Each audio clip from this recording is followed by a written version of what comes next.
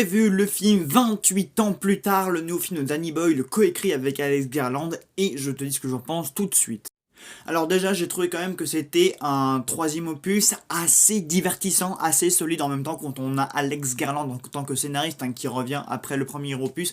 Il n'avait pas officié sur le deuxième et il officiera sur les deux prochains, The Boone Temple et aussi le troisième opus qui verra aussi le retour de Danny Boyle à la réalisation, tandis que le deuxième sera réalisé par Nia DaCosta. Voilà, petit récap donc de ce qui va suivre.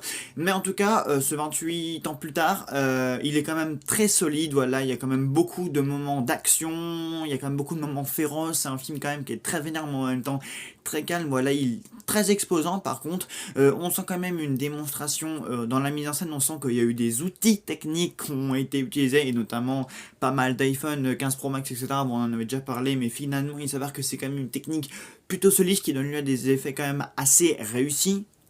On a quand même le droit à un quatuor d'acteurs assez coincant. Jodie Comer pour moi qui affirme de plus en plus son talent d'actrice. Voilà, elle est quand même là sur on va dire 1h45 de film. Voilà, tandis que c'est Aaron Taylor Johnson donc qui ouvre le film et qui expose et qui le met en place. Voilà, avec tout le contexte. Voilà, on expose la relation entre le père et donc son fils Spike aussi, donc qui sera mine de rien rôle principal. Donc il y a aussi Ralph Fiennes, etc. qui interviendra plutôt sur le climax.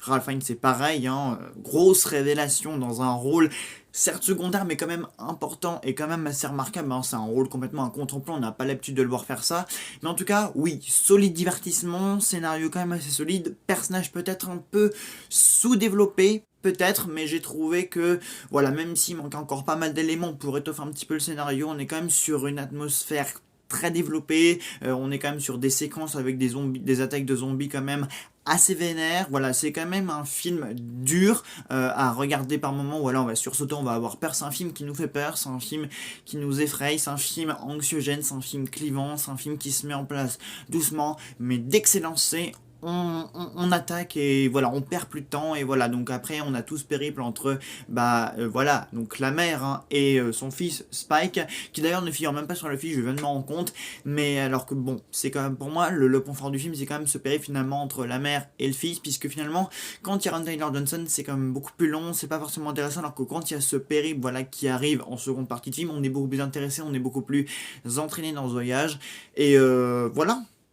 Donc pour moi, oui, c'est un bon film, je vous le recommande. Voilà, si vous êtes amateur, si vous avez aimé 28 jours plus tard et 28 semaines plus tard, vous devrez quand même apprécier cette suite. Voilà, moi en tout cas je l'ai bien aimé. Voilà, il va falloir peut-être que je le revoie, que je médite un petit peu dessus, que je pose encore quelques adjectifs, quelques mots, quelques réflexions là-dessus, mais globalement